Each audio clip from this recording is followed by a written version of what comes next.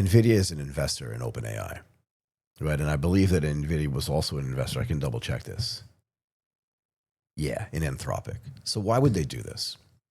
Well, I don't want to use the word that I'm thinking in my head, but imagine, imagine, you know what I'm talking about. But anyway, well, essentially what they're saying is we're going to invest in these companies.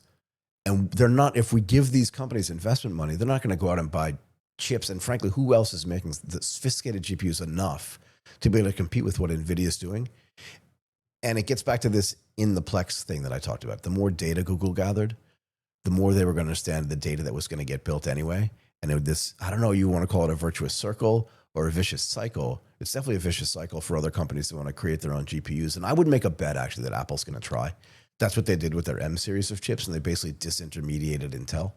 You may forget, but Apple switched from IBM chips to Intel chips to great fanfare. And while they were doing that, they bought an ARM company, and a very sophisticated company that made chips for ARM.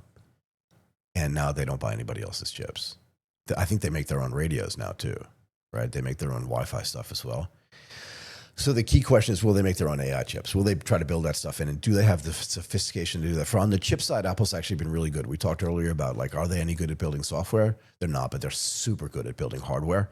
And the chips is a huge differentiator for them.